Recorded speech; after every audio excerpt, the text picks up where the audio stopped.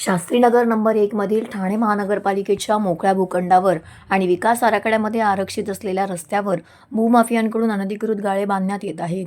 या जागेवर मुख्यमंत्र्यांच्या विशेष निधीतून ज्येष्ठ नागरिक कट्टा आणि आरोग्य केंद्र उभारणीचा प्रस्ताव माजी नगरसेवक हनुमंत जगदाळे यांनी मंजूर केला आहे। तशी वर्क ऑर्डरही निघाली आहे।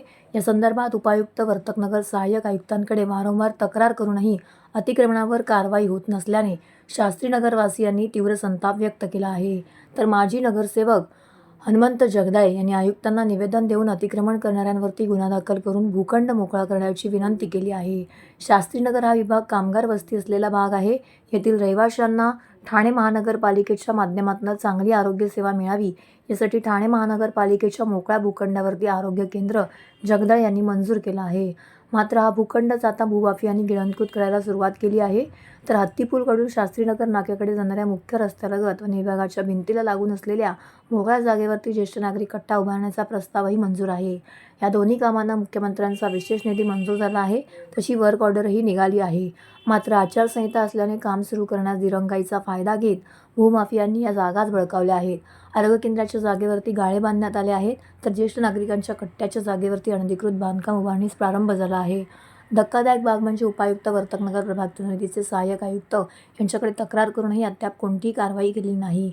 तर माजी नगरसेवक हनुमंत जगदाळे यांनी आयुक्तांना पुन्हा स्मरणपत्र देऊन कारवाई करण्याची मागणी केली आहे। मी आपल्याला नम्रपणे या ठिकाणी निवेदन करेन की माननीय मुख्यमंत्र्यांनी शास्त्रीनगर सारख्या विभागामध्ये त्या ठिकाणी एखादं आरोग्य केंद्र असावं, त्याचबरोबर त्या विभागातील नागरिकांना खुलं वातावरणामध्ये बसण्यासाठी जागा मिळावी म्हणून ज्येष्ठ नागरिक कट्टा असावा, अशा प्रकारची विनंती माननीय मुख्यमंत्र्यांच्याकडे मी केल्यानंतर मुख्यमंत्र्यांनी त्या ठिकाणी विशेष निधी म्हणून 2-2.5 कोटी त्या ठिकाणी दिले आणि एक चांगल्या प्रकारचं आरोग्य केंद्र त्या विभागामध्ये करण्यासंबंधीच्या सूचना केल्या आणि त्या पद्धतीनं ठाणे महापालिकेच्या प्रशासनाने सर्व प्रोसिजर करून त्या ठिकाणी वर्क ऑर्डरसुद्धा देण्यात आली।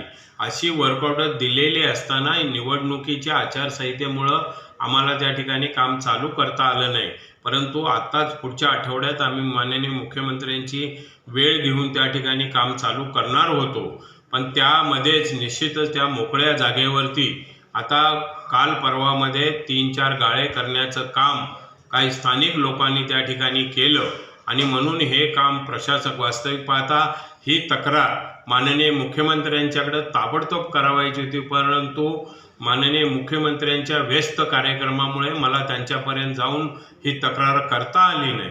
तरीसुद्धा निश्चितच आम्ही येत्या सोमवारी किंवा मंगळवारी माननीय मुख्यमंत्र्यांच्या हे निदर्शनास आणणार आहोत।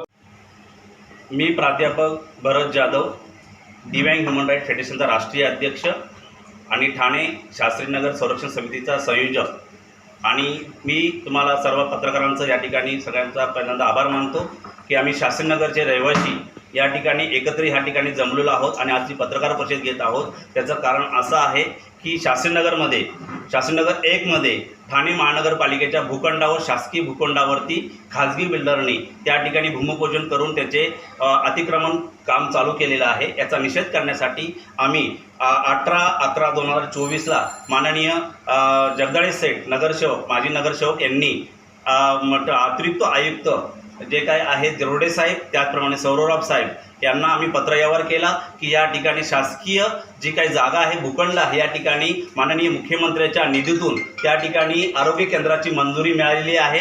या मंजुरीचं लेटर आमच्याकडे आहे, याला कार्यादेश आहे, हा आमच्याकडे 9/7/2024ला प्राप्त झालेला आहे, महानगरपालिकेने दिलेला आहे। त्यामुळे त्या ठिकाणी जे काही आचारसंहिता असल्या कारणामुळे बांधकाम करता येत नव्हतं, तो निधी मंजूर आहे। जे आरोग्य केंद्र आहे, ज्येष्ठ नागरिक कट्टा असेल, भवन असेल, ते दिव्यांगांसाठी, महिलांसाठी आणि ज्येष्ठ नागरिकांसाठी, रहिवाशांसाठी आरोग्य केंद्र महत्त्वाचं आहे आणि ते काम माननीय जगदाळे सेठ करत आहेत आणि शास्त्रीनगरचा विकास करत आहे।